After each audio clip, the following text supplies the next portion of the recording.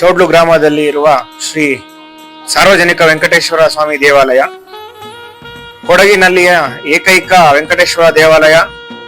ಈ ಗ್ರಾಮಸ್ಥರು ದಿವಂಗತರು ಆದ ಶ್ರೀ ರಾಮಣ್ಣನವರ ಶ್ರಮದಿಂದ ಹಾಗೂ ಎಲ್ಲ ಊರಿನ ಗ್ರಾಮದವರ ಶ್ರಮದಿಂದ, ಎಲ್ಲ ಸಮಿತಿಯಲ್ಲಿರುವ ಸರ್ವ ಸದಸ್ಯರು ಹಾಗೂ ಅವರ ಕುಟುಂಬದ ಶ್ರಮದಿಂದ ಈ ದೇವಾಲಯ ಉದ್ಘಾಟನೆಯಾಗಿ 2ನೇ ವರ್ಷ ತುಂಬುತ್ತಾ ಬಂದಿದೆ.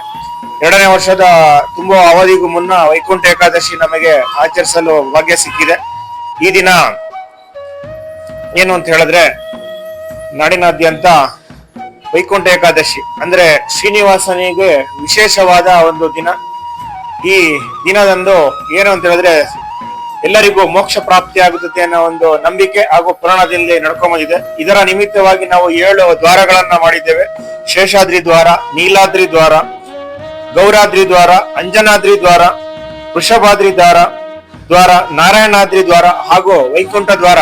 ಈ ರೀತಿಯಾಗಿ ಏನು ಪುರಾಣದಲ್ಲಿ ಕರೆಯಲ್ಪಡುತ್ತದೆ, ಆ ನಿಟ್ಟಿನಲ್ಲಿ ನಮ್ಮ ಕೈಲಾದಷ್ಟು ಸಮಿತಿಯವರ ಸಹಾಯದಿಂದ, ಅಧ್ಯಕ್ಷರು ಸಮಿತಿ ಎಲ್ಲ ಸದಸ್ಯರಿಂದ ಭಕ್ತಾದಿಗಳಿಗೆ ಕನಿಷ್ಠ ಸೇವೆಯನ್ನು ಈ ದೇವಾಲಯದಲ್ಲಿ, ಕೊಡಗಿನ ಏಕೈಕ ವೆಂಕಟರಮಣ ದೇವಾಲಯದಲ್ಲಿ ಒದಗಿಸಿಕೊಡಬೇಕು ವೈಕುಂಠ ಏಕಾದಶಿ ದಿನ ಅನ್ನೋ ಉದ್ದೇಶದಿಂದ ಎಲ್ಲರೂ ಸೇರಿ, ಪ್ರಧಾನ ಅರ್ಚಕರು ಸೇರಿ ಈ ಒಂದು ವ್ಯವಸ್ಥೆಯನ್ನ ಮಾಡಿದ್ದೀವಿ. ಇದಕ್ಕೆ ಭಕ್ತಾದಿಗಳೆಲ್ಲರೂ ಸಹಕರಿಸಿದ್ದಾರೆ. ಇದು ಏನು ಅಂತ ಹೇಳಿದ್ರೆ, ದೇವಾಲಯ ವೈಕುಂಠ ಏಕಾದಶಿ ಆಚರಿಸ್ತಿದೆ. ನಾಡಿನಲ್ಲಿ ಅಂಬೆಗಾಲಿಡುತ್ತಾ 2ನೇ ವರ್ಷಕ್ಕೆ ನಾವು ಪಾದಾರ್ಪಣೆ ಮಾಡಿದ್ದೀವಿ. ಭಕ್ತಾದಿಗಳು ಏನು ಅಂದ್ರೆ, ನಮ್ಮಲ್ಲಿ ಈ ಒಂದು ವ್ಯವಸ್ಥೆಯಲ್ಲಿ ಸಣ್ಣ ಪುಟ್ಟ ಲೋಪದೋಷಗಳು ಅಥವಾ ನಮ್ಮ ಗಮನಕ್ಕೆ ಬರದೆ ಕೆಲವು ವ್ಯವಸ್ಥೆಗಳನ್ನ ನಾವು ಕಲ್ಪಿಸಲಿಕ್ಕೆ ಆಗದೆ ಇರಬಹುದು.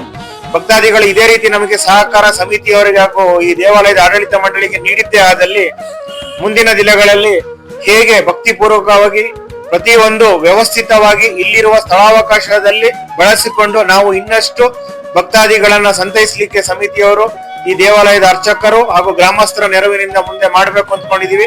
ಅದೇ ರೀತಿ 2ನೇ ವರ್ಷದ ಕಾರ್ಯಕ್ರಮ ಶ್ರೀನಿವಾಸ ಕಲ್ಯಾಣ ಫೆಬ್ರವರಿ 12ರಂದು ಆಯೋಜಿಸಿದ್ದೇವೆ.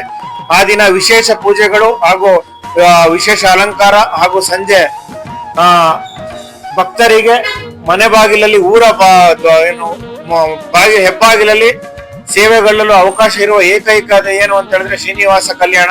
ಈ ಕಲ್ಯಾಣೋತ್ಸವಕ್ಕೆ ಸರ್ವ ಭಕ್ತಾದಿಗಳು ಹೆಚ್ಚಿನ ಸಂಖ್ಯೆಯಲ್ಲಿ ತನುಮನ ಧನದೊಂದಿಗೆ ನಮಗೆ ಸಹಕಾರವನ್ನು ನೀಡಿ ಈ ಕಾರ್ಯಕ್ರಮವನ್ನ ಯಶಸ್ವಿಗೊಳಿಸಿ ಈ ಎಲ್ಲಾ ಕಾರ್ಯಕ್ರಮಗಳನ್ನು ನಮಗೆ ನಡೆಸ್ಕೊಡ್ಬೇಕು ಅಂತ ಕೇಳ್ಕೊಳ್ತೀವಿ. ಆ ದಿನ ಬೆಳಿಗ್ಗೆ 9 ಗಂಟೆಗೆ ನವಪ್ರಧಾನ ಕಲಾ ಪ್ರತಿಷ್ಠಾಪನೆ, ವೆಂಕಟರಮಣ ಸ್ವಾಮಿಗೆ ಕಲಾ ತತ್ಪಾದಿ ವಾಸ ಹೋಮ, ಶಿಖರಕ್ಕೆ ಕಲಾಭಿಷೇಕ, ಸ್ವಾಮಿ ಕಲಾಭಿಷೇಕ ಹಾಗೂ ಮಹಾಪೂಜೆ ಇರ್ತದೆ. ಮಧ್ಯಾಹ್ನ 1 ಗಂಟೆಗೆ ಮಹಾಮಂಗಳಾರತಿ ಇರ್ತದೆ.